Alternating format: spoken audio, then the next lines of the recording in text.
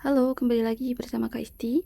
Hari ini kita akan belajar terkait lingkaran, lebih tepatnya terkait juring dan busur. Nah, sekarang kita ke definisi apa sih busur dan juring terlebih dahulu ya. Busur adalah bagian dari keliling lingkaran. Jadi dia part of keliling lingkaran. Keliling lingkaran itu yang mana? Jadi kalau kita misalkan makan Pizza Hut nih misalkan.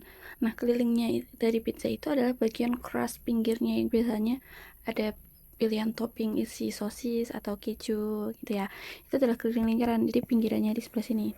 Itu kelilingnya. Jadi busur itu adalah sebagian kecil atau sebagian besar dari si keliling lingkaran tersebut. Nah, kalau juring dia adalah daerah di dalam lingkaran atau bagian dari luas lingkaran. Jadi, luas lingkaran kan yang ini ya.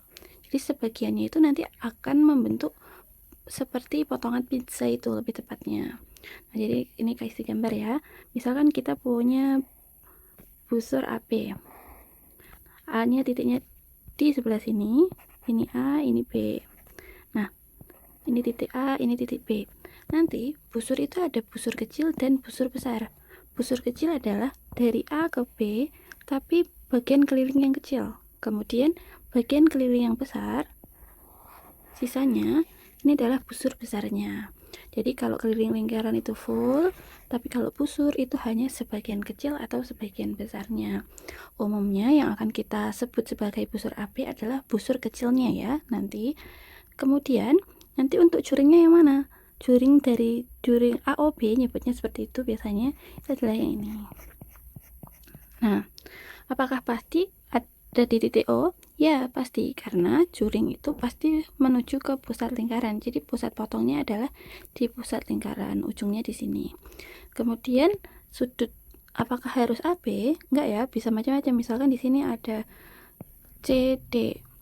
Nah, busurnya yang mana? Busurnya adalah sebelah sini. C ke D ini. Ini busur kecilnya atau busur besarnya ini. Kemudian juringnya adalah part potongan segitiga dari itu. Jadi dari pusatnya kamu tarik garis menuju titik C dan titik D. Kemudian daerah yang di dalamnya adalah juring, gitu ya. Oke, semoga definisinya bisa dipahami. Kita lanjut ke bagaimana mencari panjang busur dan luas juring. Di gambar bawahnya ini, bentar, Kak Isti perbesar. Di sini ada dua jenis ya. Biasanya nanti soalnya ada dua tipe seperti ini. Yang pertama nanti ada satu buah busur atau satu buah juring. Nanti kita akan membandingkannya dengan rumus apa itu keliling lingkaran dan luas lingkaran. Tapi untuk soal tipe yang kedua nanti akan membandingkan dua buah busur atau dua buah juring gitu ya. Yang pertama, di sini panjang busur AB. Mana busur AB? Yang ini ya, yang kecil. Jadi panjang busur AB adalah sudut AOB. Di sini AOB. Nanti sudut AOB ini karena dia berpusat di O atau di pusat lingkaran disebutnya sudut pusat ya. Kemudian ada AOB per 360. Kenapa 360? Karena satu lingkaran itu sudut penuhnya adalah 360 derajat. Kemudian dikali 2πr. 2πr rumus apa? Ya, betul. 2πr adalah rumus dari keliling karena busur adalah bagian dari keliling begitu.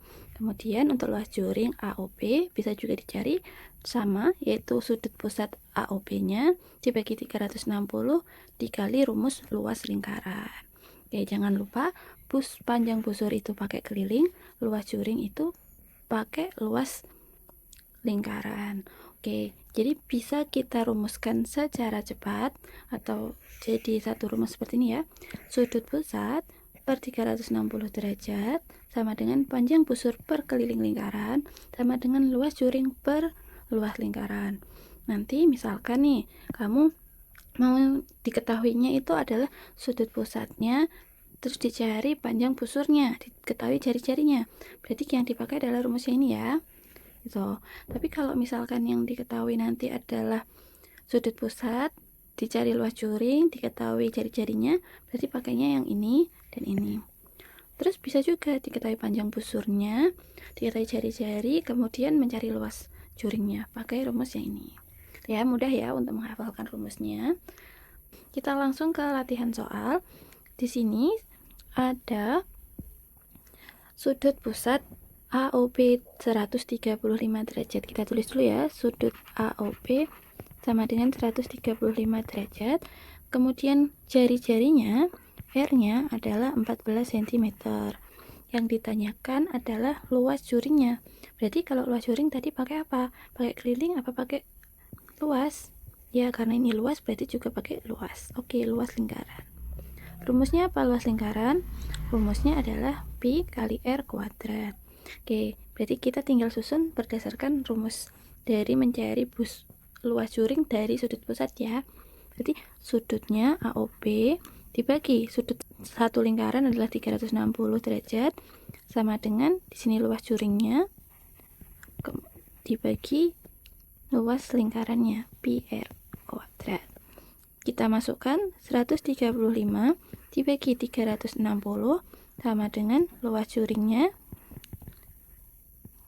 dibagi, karena jari-jarinya ini adalah 14, maka pi-nya kita pakai 22/7 ya. 22/7 kali 14 kali 14. Nah, ini nanti sifatnya adalah menggunakan kali silang.